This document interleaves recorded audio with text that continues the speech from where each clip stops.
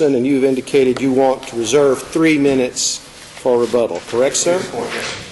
All right. And Mr. Comley, you will argue 15 minutes straight through. Yes, sir. Ready to proceed? Mr. Tingley?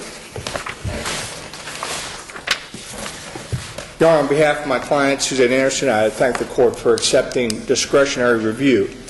The procedural history in this case is pretty straightforward. My client filed a motion to relocate in the trial court. It was post-decree. Evidentiary hearing was held. The trial court entered an order simply denying the motion, finding that it was in the best interest of the child not to relocate. There were no findings of fact made. That order was appealed to the Kentucky Court of Appeals. The Kentucky Court of Appeals entered a decision sustaining the trial court's order and finding two issues, fundamentally, which bring us here today. The central issue was whether CR 5201 required the trial court to make specific findings of fact, and that was the thrust of my appeal. We seek today the reversal of that decision. The second part of the finding of the Court of Appeals that we addressed and would like to address before this Court was whether the Court of Appeals, whether it's proper for the Court of Appeals to make a de novo review of the facts in instances where the motion is denied without findings of facts. The Court of Appeals basically said, as they analyze Bennett and other case law, look, when it's a post-decree motion and the motion is denied, findings of facts are not required by the trial court, but it's okay. When you come to us, you can still ask for a de novo review of the case, citing Drury versus Drury. We believe that is an incorrect analysis of Drury versus Drury and would ask this Court to address that as well. On the fundamental issue of whether findings of facts are necessary under 5201, the Court relies, as does the appellee, on the last sentence of 5201 that basically says that rulings under Civil Rule 12 and under Civil Rule 56 and other motions, findings of facts are not required. Mr. Tingley, the trial court in this case does find that the modification would not be in the child's best interest. If we construe that as a fact, maybe the ultimate fact here, but what other facts would you suggest that the trial court should have found? In other words, and were there any other disputed facts? Justice Fenders, I believe applicable case law says that that when a court finds that it's in the best interest of a child to award custody, change visitation, that is a conclusion of law, not a factual conclusion. That conclusion is reached after the court analyzes the factors set forth in KRS 430-270. And it is my position and the appellant's position, based upon KRS 320, numerical paragraph 3, that modifications are to be determined in the best interest of the child. And if you look at Reichel and you look at other, even Pennington versus Markham, where the court is going back and making a post-decree change, it's always the best interest of the child standard. And this was Chief Justice Taylor's point in the dissent in this case in the Court of Appeals, was that whenever you invoke, whenever the standard is best interest of the children, necessarily a factual findings of facts must be made, and necessarily you're going to run through the KRS 430-270 factors, desires of the parents, desires of the children. How do we, if you receive the trial court's, the trial judge's ruling in this case, you look at it and you realize that the only thing that appears there is the bare statement that this is not in the best interest of the children, which you construe as a conclusion of law, or you just suggested. and that there are no facts found, are you not obligated to take that back to the trial judge and ask the trial judge to make factual findings? We find, Your Honor, your order here is inadequate, and in order for us to preserve this issue for appellate review, we have to ask you to make findings, and then the judge would have an opportunity to either make findings or make a ruling that would be appealable. That didn't happen here, did it? It did not, and I believe best practice is when you get a order as the trial lawyer got in this case that has no findings, best practice is clearly a 5204 motion that asks for findings. That did not happen in this case, but when you look at McFarland versus McFarland, you look at Brown versus Shelton, that error, the failure of the trial court to comply with 5201 is an error of law.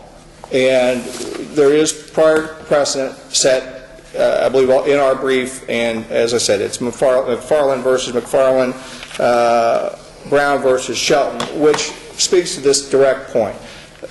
The court's point, obviously, is extremely well taken. Better practice is you file the 5204, always give the trial judge a chance to correct their error. That's a fundamental concept of what I would call post-judgment, pre-appellate practice. But as a matter of fact, wasn't that a side issue in one of the most recent cases from this court, Bearden versus Malden, wherein we held that the movant couldn't raise certain issues on appeal because she had failed to ask for specific findings? that is correct, and Cherry versus Cherry holds the same.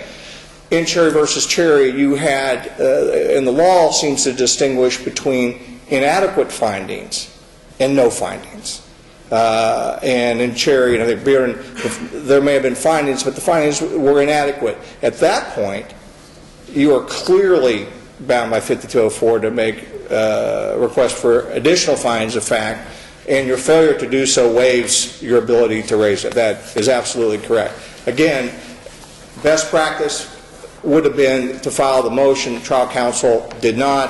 However, case law allows, as it stands now at least, allows the appeal to go forward.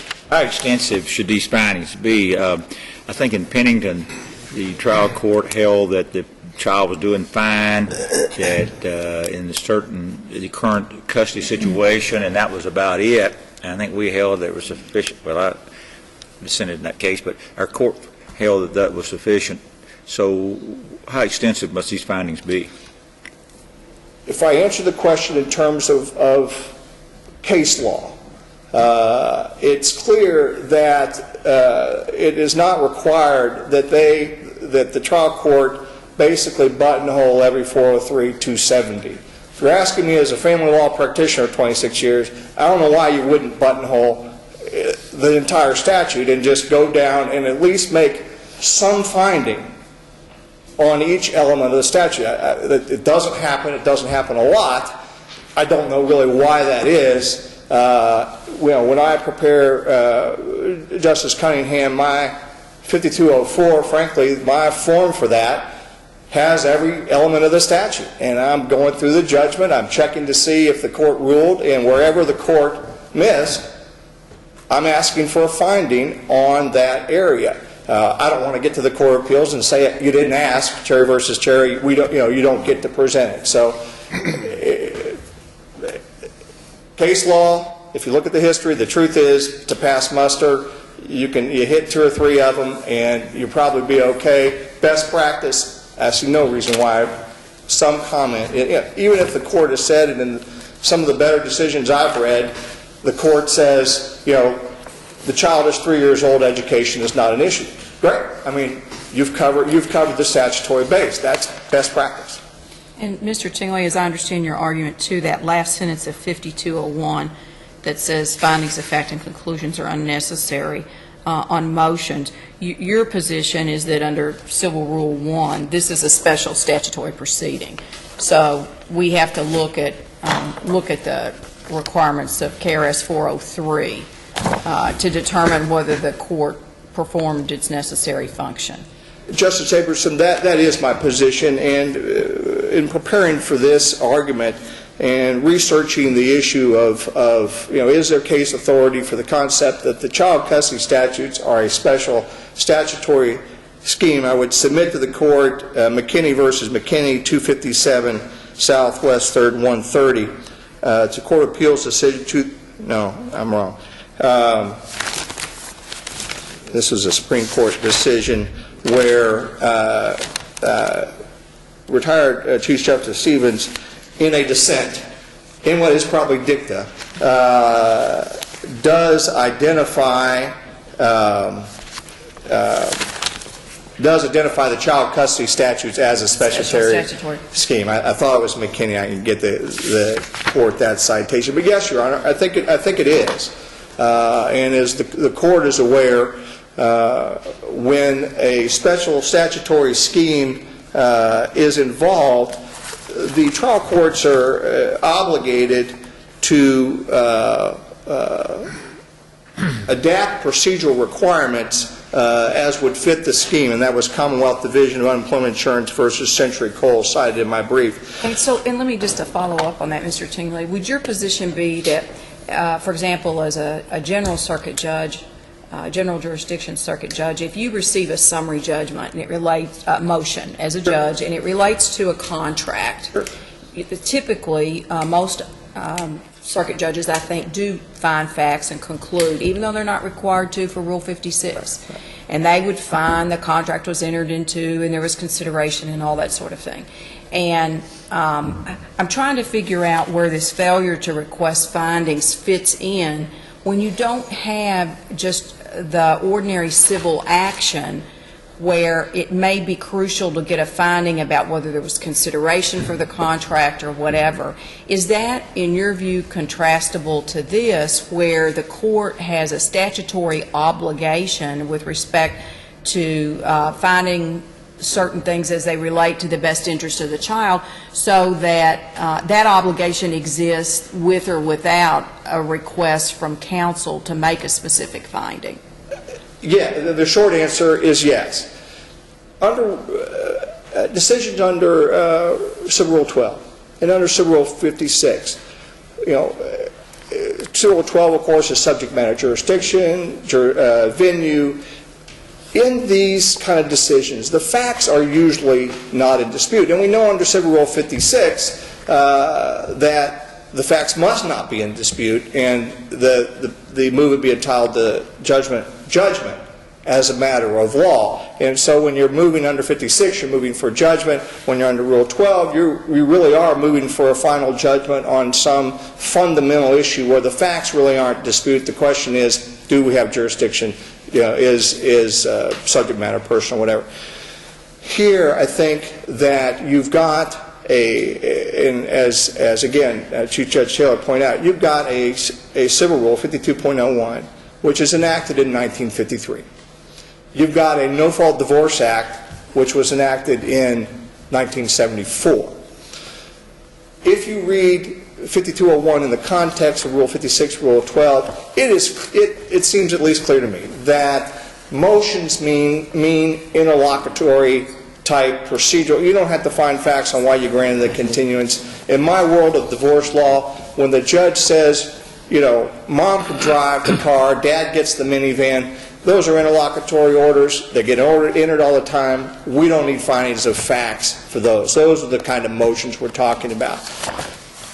Civil Rule 5201 clearly contemplates that when we reach judgment level, when we reach, look, this is how it's going to end in this case, this is how it's going to be, findings of fact are necessary. Why? Because we can't have meaningful appellate review without findings of facts. The problem with that, though, I think, and this is in line with Justice Abramson's question, is the subject matter here is such that it is by nature interlocutory. You're talking about visitation, right, not change of custody. Right. Or the better word, time sharing. Yes. But you're talking about time sharing, which is a fluid thing whenever there is joint custody that can be contingent upon a number of things. Spouses moving has been the big hot topic, sure, relocation. but could be also contingent upon medical issues or death in the family or any number of Yes. things, can cause a review of time sharing. So I was just sitting here thinking that the effect of this rule of 52 on appeals from visitation orders is inherently interlocutory in nature, but might not be, and does have to be appealed. And the question is, how much of a record are we going to require made, I think, in order to adequately review it? Because with the appellate process, it's unfortunately true that by the time it gets to us, there could have been another modification. Exactly. And Justice Abrahamson, I think, is correct, and I'll try to do a better job reflecting on both of your questions. This is in part what makes it a special statutory scheme. Child support, frequently maintenance, always custody, frequently visitation, are always interlocutory in some sense. But due to the special nature of the proceeding, these orders must be subject to review. Truthfully, Justice, I don't think you can hardly find enough facts. I think the quality of appellate review is going to be directly related to the quality and the extent of the finds of facts. And so I want more, not less. And this is kind of dovetails into the de novo review piece of what the Court of Appeals also did in this case. Even when we get, there almost isn't a standard of review, whether we're talking about abuse of discretion or we're talking about palpable error, that at the end of the day isn't fact-driven. That being said, it is also clear that the appellate courts are not to substitute their judgment in terms of the facts and the finding for that of the trial court. I mean, it's appellate law 101. Let me suggest or ask this way. I'm not sure what different people may view differently the meaning of the word find in finding a fact. Right. And I would compare it to reciting the facts. So are we talking about, when I will use the word now, find facts, meaning to choose between alternative versions of evidence and find which is true and which is not true. That would be a fact finding. A lot of these cases come up under the, and I don't know the evidence in this case, we haven't seen the videos, but a lot of these typically come up with mom is going to move to Omaha, dad is staying in Louisville, child is going to go to this school in Omaha or this school in Louisville, grandma lives over here and Uncle John lives over there, and those are all the factors that go into this equation, but nobody really disputes any of those facts. And it simply becomes a judgment call on which set of facts or which set of uncontested facts is better for the child. And in that situation, for the judge to recite all the necessary factors, wouldn't he or she just be reciting the obvious and maybe explaining what is important in his or her decision making, but not really finding the truth, not really making a finding of contested facts? I believe I understand your question, Justice Venters. I'm not sure I explained it No, very well. I get it. It is a great question because you're right. In more cases than not, the facts really aren't in dispute. It's the application. But I believe the trial court is compelled under 5201 to say, it could make a finding, both schools would be adequate to meet the needs of the children. However, one of the reasons I'm leaving the child in Louisville is because at the Brown School, the child has friends, the child's doing academically well, the child psychologist agrees, and I find that moves tend to be disruptive, and that is not in the best interest of the children. So I don't think findings correctly done get to stop at, both schools are okay, mom and dad are both good parents, I can put the child with either parent. I will get a different child if mom is a primary caregiver versus dad the primary caregiver, either one's, but I'm going to leave the child with mom, and here's why I'm making the decision. And much to the empathy of trial courts, which we should always have, especially in these kind of cases, there are some times that this is hair splitting. But following Justice Venner's question a bit, aren't you really saying, or aren't we really saying, if we take this approach, and I'm not saying yea or nay about it, but appellate courts all the time review decisions of lower courts for sufficiency of the evidence. And it does seem, if I understood Justice's question, is that the ultimate and important finding has been made that is both of a factual and a legal nature. So the question is, why couldn't the court just review the record to see whether or not there was sufficient evidence to support the judge's decision so that he did not abuse his discretion or make erroneous findings? I think CR 5201 expresses a intent, and I think applicable case law, Reichel and others, express the intent that litigants have a right and need to know why the court did what it did. I understand that and by definition, some of these cases, many of these cases have some real mixed questions of law of fact. But at the end of the day, at least in my view, we practice law, we are judges for the service of the public. And they have a right to know and understand what happens, what's happening. Well, you're talking to them. about, in light of that, you're talking about factors as much as facts. These are factors that a trial court should consider, and whether or not they consider, they may be undisputed facts, but they need to be considered. And if you don't have findings, I think what you're saying is, if you don't have findings, you don't know whether the trial court considered these factors. Back to Pennington, I mean, most of these modifications and relocations issues, there's no question that the child's happy in its current situation, maybe in most cases. Both parents may be good, but the trial court is called upon to consider the impact of relocation.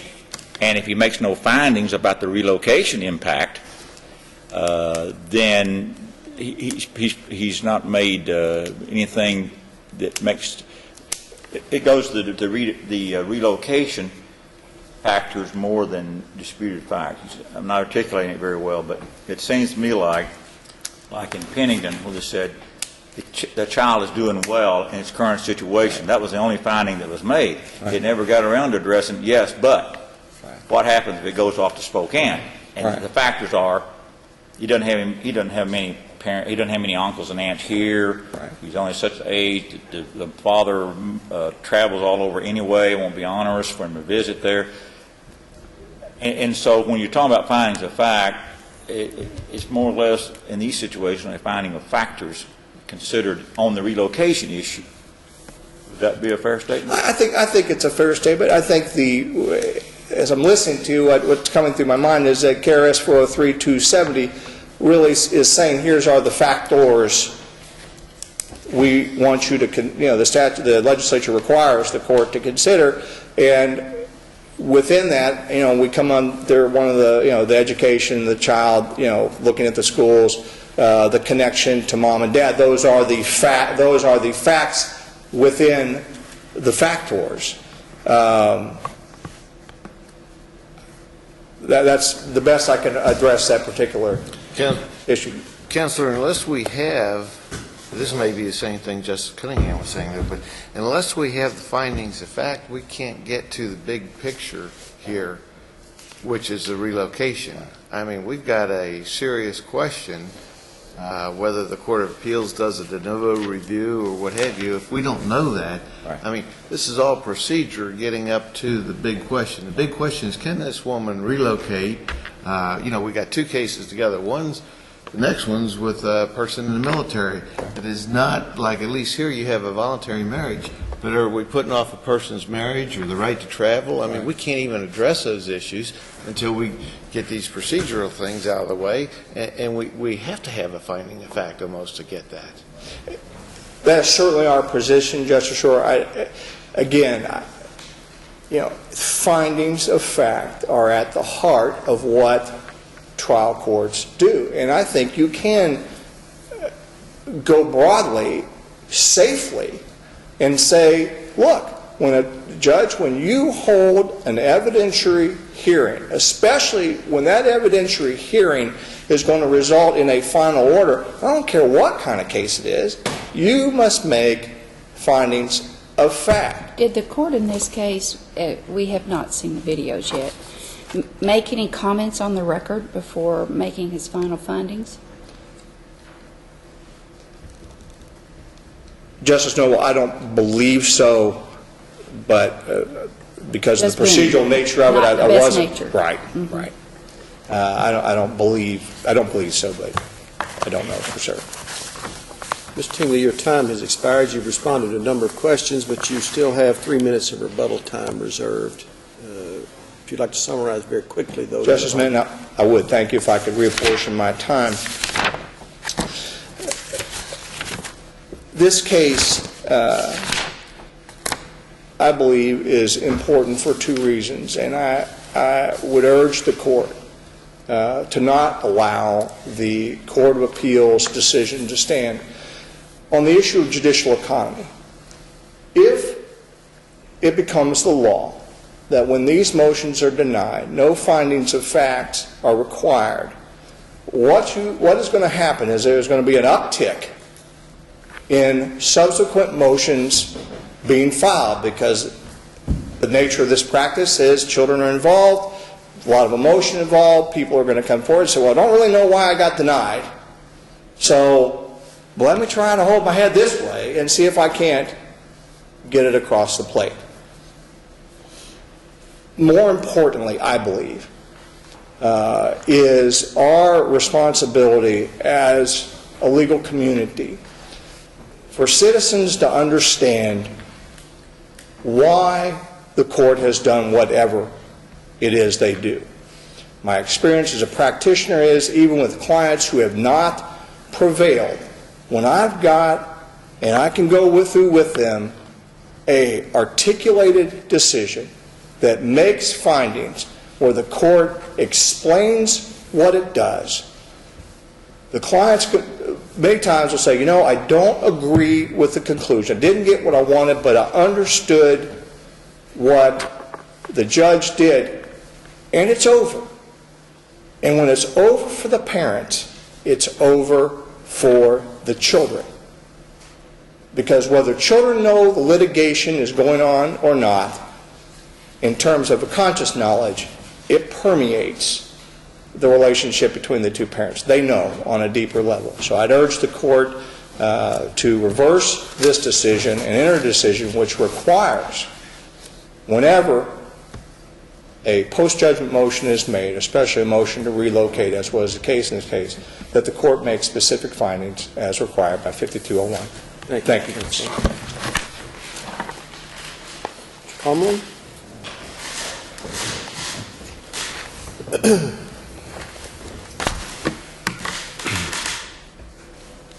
Good morning. May it please the court. Justices, Mr. Tingley, I'm here on behalf of the appellee, Joe Johnson, in this case. And the court has mentioned on several occasions that they're not real familiar with the facts in this case, and so I can back up a little bit and maybe give more of the factual issues that are in this case, as I have been in this case since the initial motions were filed and I was at the initial hearing in this case. Back in 2007, the parties entered into an agreed order where they were granted equal time sharing on a schedule that they had already previously worked out. Then on April 9th of 2009, Ms. Anderson filed a motion to modify that equal time sharing schedule.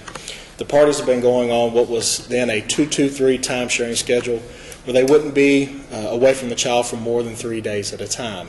That schedule had gone on without fail for 2 years up until the time of this motion. When the motion was filed, it was filed as a motion to modify time sharing so that the appellant could move from Frankfort to Paducah to be able to get married to her then boyfriend, who she'd been dating for approximately a year.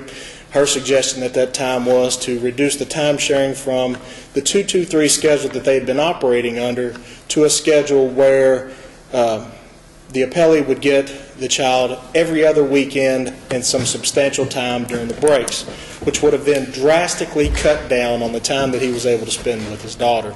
There was testimony taken at the trial court level that the appellee was very active in his child's life. School events, extracurricular activities, he was there, he was involved. He had a schedule where he could pick the child up from school every day. So this wasn't an absentee parent. This was somebody who was involved in the day-to-day activities of their child, whether they were with him or not. And this move to Paducah would essentially take that child out of his life and not permit him to be able to spend on a day-to-day basis, whether it be going to a school activity or something like that time with his child. Counselor, does it go yes. the other way, though? I mean, we're talking about the father, and I have no doubt that he's a good father. But we've got a conflict here with not having any of these findings, though, to know exactly. And it's not just so much the father. I'll grant, go back to what Justice Fenner said, we probably won't disagree with a lot of those findings of fact. But we kind of need something about the effect of the move on the child, or the effect on the mother's rights to remarry or to relocate, and perhaps the purpose of the relocation. Is it because she's really remarrying and the husband has a transfer or does not have a transfer, or this is done out of spite or something like that, the move? We don't really have anything to gauge without the findings. I mean, we're all going to grant that he's a good father. He spent a lot of time. But there's more to relocation than just whether the dad was doing a good job. And I understand that, and I think that's where 5204 and 5202 fits into this equation. According to CR 5201, if there's a trial judge making a judgment, then they're required to issue findings of fact, but not on the motions as has been set forth in this court before. 5202 allows 10 days after that judgment is entered, or that order is entered, for the party, whoever wants more specific findings, to either, one, ask for additional findings or ask for a finding on that issue. So 5202, if the trial court does not make the sufficient findings of fact that the appellate court would need, allows that party to go in and say, I think we need to address these button issues. As Mr. Tingley said, the best practice, he's got this list, I think we need to address these issues. That's not what happened in this case. But Counselor, if the judge doesn't have to do it, and those local practitioners would probably know more, the judge's disposition. In other words, some family court judges will say, look, I have so many cases, I'm overburdened now, I can't possibly do this, the rule doesn't require me to do this, I'm not going to do it. So it may be pure futility or frustration in trying to pursue that if the judge doesn't have to do it anyhow. But that's not going to help. That's not going to help the appellate court if they don't have to. So we're talking about not whether they should or should not, but whether we need the findings or not. And I think that's also where 5204 fits into this equation. 5204 says if you don't bring that issue before the court, who is at that time the best person, or the best, I guess, in the best situation to be able to say, okay, here are these findings of fact. If that judge refuses to do so, 5204 allows that issue to be appealed and to go on up, and then the Court of Appeals can say, Judge, you needed to make findings of fact on that issue, and send it back down to the trial court. That's not what happened here. It's your position then that I can't recall, I read 3 cases for the day, that findings of fact are required if the court finds in favor of the movement, but not required if they don't. Is that your position? That is what the Court of Appeals said. If the Court of Appeals in this case, and going through all the case law, going back, indicated that CR 5201 did not require, or was not applicable to post-decree motions to modify. That was the initial case law.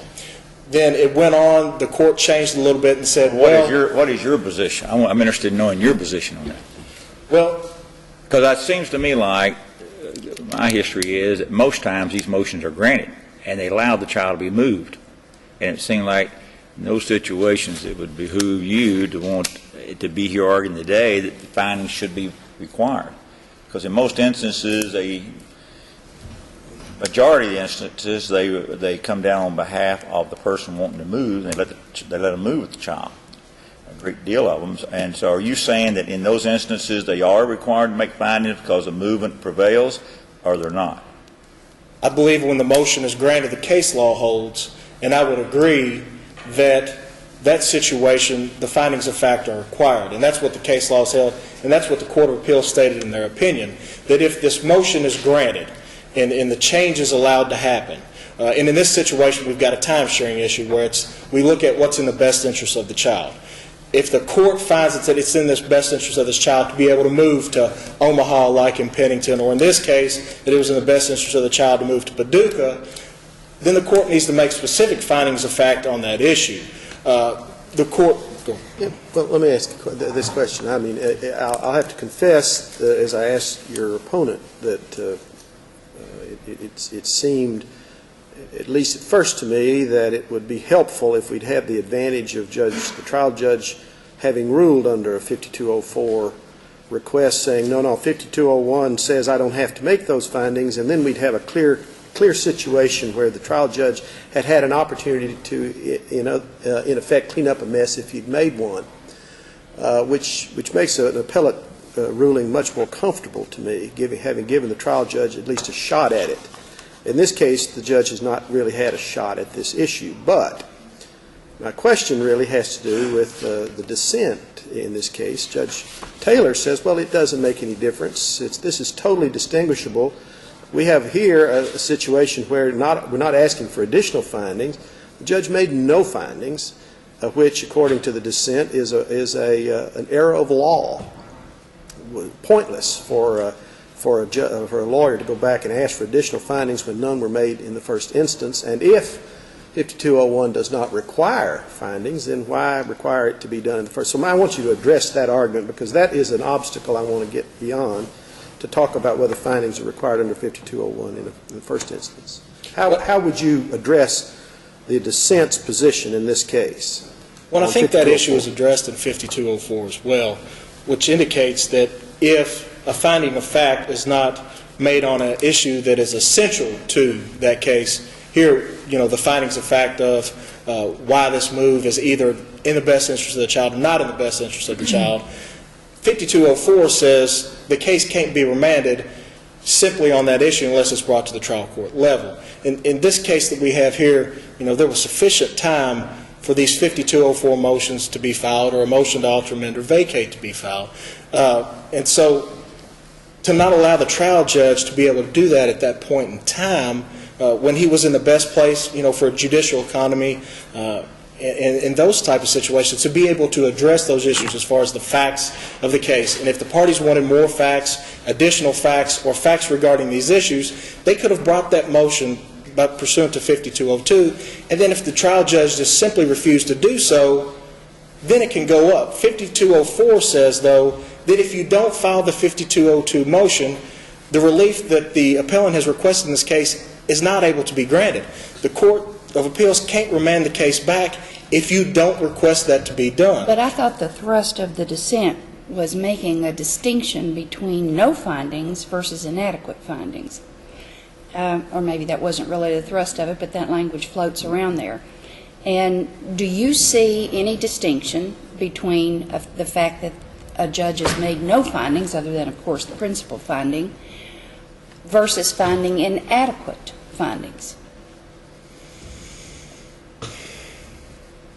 And I guess that's a difficult question when you're operating, I guess, inside the rules of 5201. Well, what does an appellate court have to do in either instance? The appellate court, if the 5202 motion is not filed... Yeah, but do you see any real difference between no findings and inadequate findings? Is an appellate court still unable to get the big picture, whether the findings are inadequate or none? And I believe... He took proof. We know the decision is based on something. Right. But you probably have to agree with your opponent that if you just blurt out a ruling, it certainly looks arbitrary. Now, the court could, we'd hate to take the time to do that, review to see if there's evidence that would have supported his ultimate conclusion. But is there any real difference from an appellate court standpoint between the court having made no findings and having made improper or inadequate findings? I believe that they are on the same level as far as no findings and inadequate findings, and that's what the rules allow for if there are these inadequate findings, if there are more specific findings that need to be made, or if there's no findings that need to be made. Then the party who wants those more specific findings to be made needs to file this motion.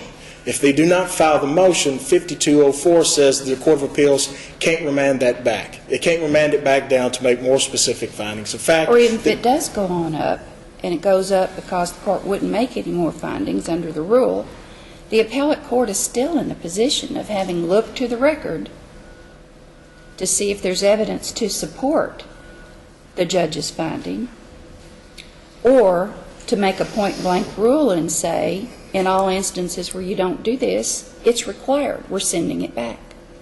Would those be the options? I think if there's no findings of fact issued, or not adequate findings of fact issued, and the motion is filed pursuant to 5202, and the court decides, I'm not going to issue findings of fact, I'm just not going to do it, and it goes to the Court of Appeals level, then the Court of, or the Supreme Court level that we're here today, that those courts have the ability, pursuant to 5204, to send that back down to the trial court level to say, we need something to base this judgment upon. Yes. Go ahead. Did you need to finish that? I was just going to say, we need something to base this decision upon. But by failing to do the proper procedural hurdles in this case, Cherry versus Cherry says that they have waived that. By failing to file that 5202 motion, they have waived the ability to ask the court to remand it back down for more specific findings of fact. So the court must then assume that the decision at the trial court level was based upon sufficient facts, and that by failing to do that, that they've waived that. And so we've got a situation. Well, I'm going to jump in now. I was meant to finish your sentence. What about the idea that I asked Mr. Tingley about? This is not a dispute over where a boundary is or a contract or, a lot of the motions a circuit judge sees, they're for extension of time, or that all depositions be taken in a certain county, or that, access interrogatories. Maybe it is time, as Judge Dixon suggested in one case, we really do need to revisit 5201 in a broader sense as it applies to the disposition of cases generally. But even without a revisit of 5201 or Rule 52 generally, would you not agree that there's a difference in those types of actions and the special statutory proceeding that is child custody and visitation? I mean, it's very clearly delineated what the courts are supposed to consider. It's very clearly delineated when anybody can even file a motion to modify. There are standards that are set forth in KRS 403, and there are factors that the court's required to consider. And those things, it seems to me, are very different. A motion covers a lot of things, and that just so happens that as the law has evolved, that's what we call it. When you file a complaint, you file an answer, and we've just always called what you do when you go in and ask the court for some kind of relief while a case is pending, it's always called a motion. But that's a wide spectrum of events. And if the legislature has adopted a statute that says to the courts, you shall consider all of this, and you shall not entertain a motion except under these circumstances or whatever, unless it's, seriously endangers a child's physical, mental, moral, or emotional health. I mean, all these standards are in here. Isn't that different than just the run-of-the-mill, can I have 20 extra days to respond to the complaint, or can I require that all of the depositions be taken in Jefferson County, or will the court rule that my boundary line is where I built my fence? I mean, there's no more important decision that a court makes, I don't believe. than where to place a minor child. And so how do you square that with what seems to me a very kind of gotcha argument? You know, the trial judge issued a one-paragraph ruling and gotcha. You didn't go under 5204. Is that the way a child custody visitation case should be practiced? I wouldn't exactly say in this case it was a gotcha situation. The hearing was held on May 4th. The order was actually tendered on May the 26th. There was 22 days in there that the appellant could have asked for more specific findings and failed to do so. And in fact, in this case, signed the order, the attorney for the appellant signed the order in that case, and then it was tendered to the judge. The order was entered by the court, and then 30 days later is when the notice of appeal was filed. So this isn't a gotcha situation. There was plenty of opportunity and plenty of time to ask for these more specific findings, and it simply wasn't done. Well, and let me ask you that, because I note that this is in the jurisdiction you primarily practice in, I assume. Is this a typical order from the family court to have no findings? Is that fairly common, or was this? This order was actually drafted between the parties. Okay, but is This wasn't an order that was drafted by the court and sitting down. So the court didn't even draft this order?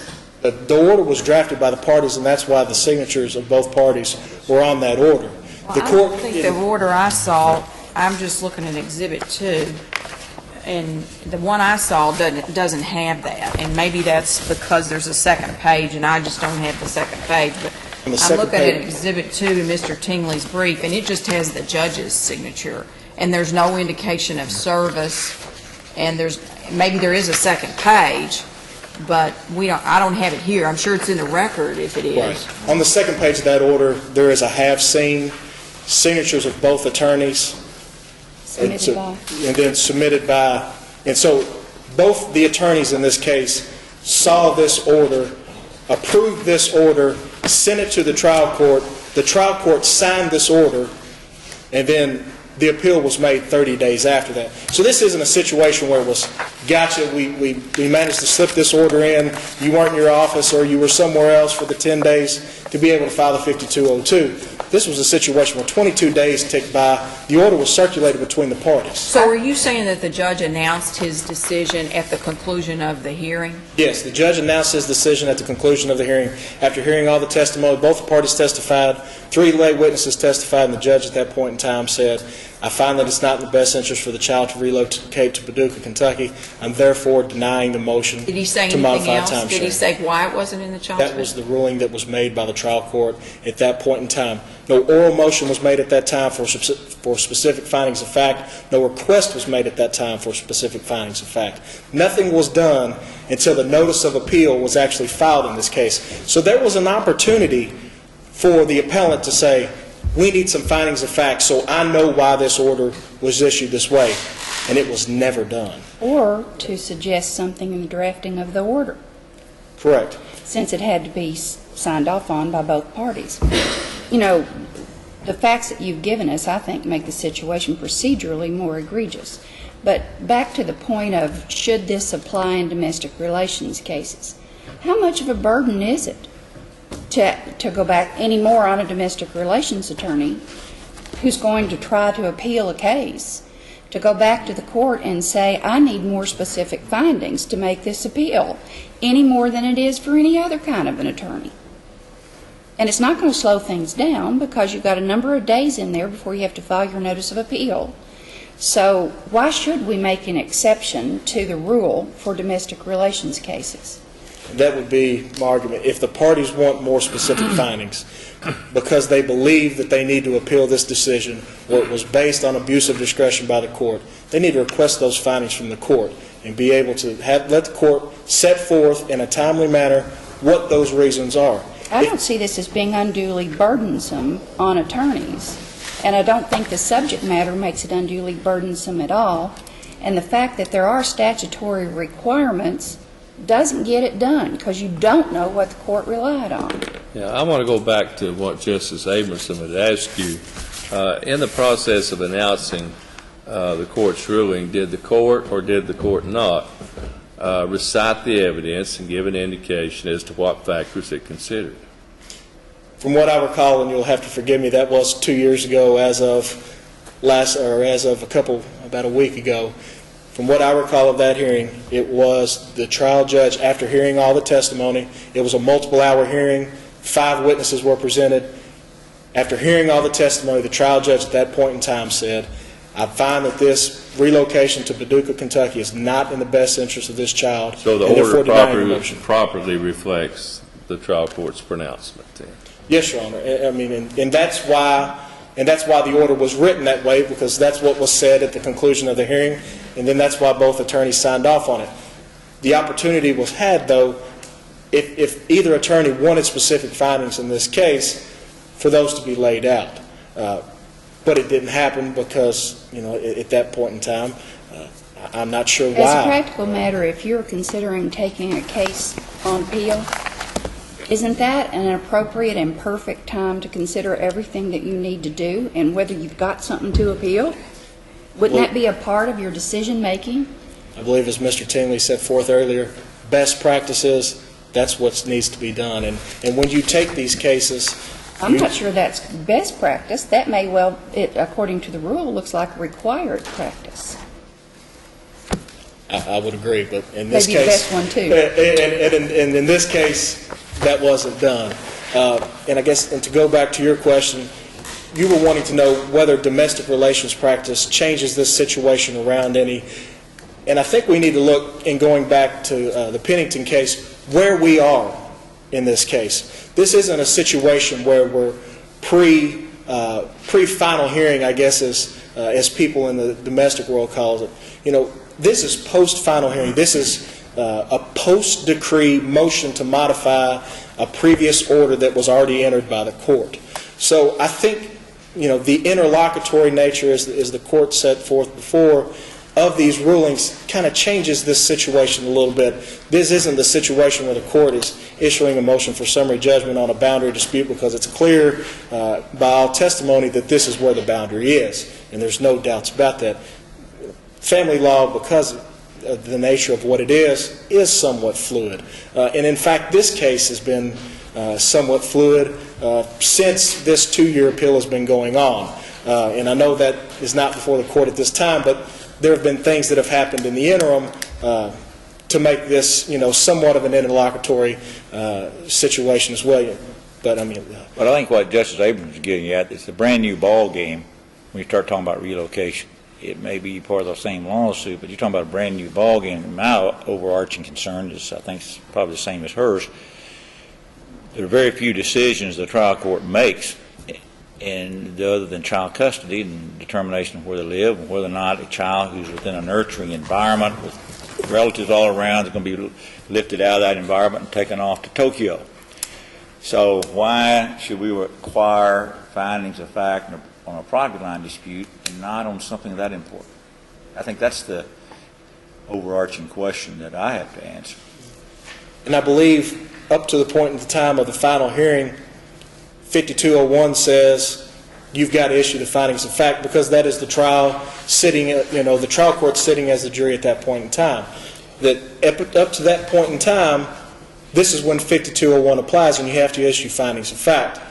After that final hearing in the case, that's when it somewhat changes. We're in the post-decree, the post-decree portion of the case, where the motions to modify child support, the motions to modify maintenance, the motions, all these motions to modify are filed. So, as Pennington set forth, you've got to figure out where you are in the child custody case, and once you figure that out, that's when, I guess, 5201, I would say, applies up to the point in time that the final hearing is held in the case, and then after that, 5201 does not apply, and then that's when the case law, according to the Court of Appeals, kicks in, that says when these motions are filed. If the motion is granted, then findings of fact need to be issued. Now, if the motion is denied, findings of fact do not need to be issued. And so I think when we figure out where in the spectrum of these cases that we are, it's how we know what rules apply. And so that would be, I guess, my answer to your question there. It's not a whole new ball game that's it's replaying an inning that's already been played. It's not a whole new ballgame in and of itself. Counsel, your time has expired. We've asked lots of questions that you've taken up your time. You may quickly summarize your case, please, sir. I guess in summary, what I would say here is I believe that the decision of the Court of Appeals needs to be affirmed in this case for the reasons I have set forth here. If 5201 requires the findings of fact need to be made in these cases, then if the trial court failed to make those findings of fact, then that issue should have been brought to the trial court's attention at that point in time, as opposed to waiting the 30 days and getting the Court of Appeals to remand it back down for simply the issue of whether there was sufficient findings of fact to make this motion. And according to Cherry v. Cherry, when they fail to do that, they have waived that findings of fact requirement, because that's the only thing that the appellant has requested here, for it to go back down for more specific findings of fact to be made.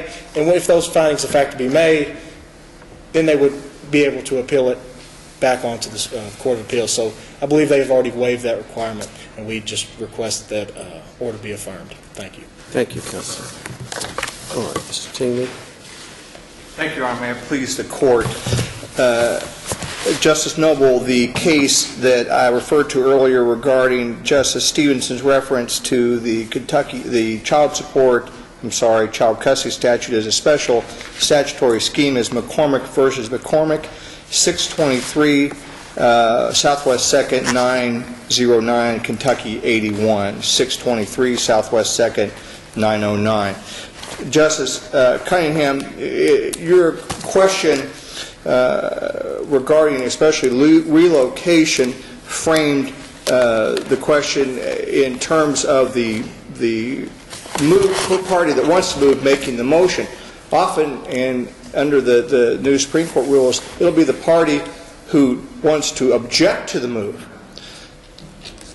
Imagine their motion denied, so this radical move gets to take place. They want that reviewed. If the Court of Appeals decision stands, no findings of fact, because the motion basically to leave the child in place was denied. If this ruling stands, Justices Aberson, Scott, and Noble, Civil Rule 52.01 requires the trial judge to make findings of fact. The fact that this order might have had a seen and agreed is meaningless under the rule, and quite frankly, and I know that there's at least one reported case that addresses this issue, the ethical havoc wreaked on the practicing bar when judges, as they still frequently do, ask counsel to draft their findings of facts and conclusions of law, number one, and then number two, ask me after I lose to sign a have seen and agreed is incredible, and any reaffirmation of the Court's earlier decision in that regard would be hugely appreciated. Thank you. Recess, please. Thank you, Counsel. All right. The Supreme Court stands recess 10 minutes.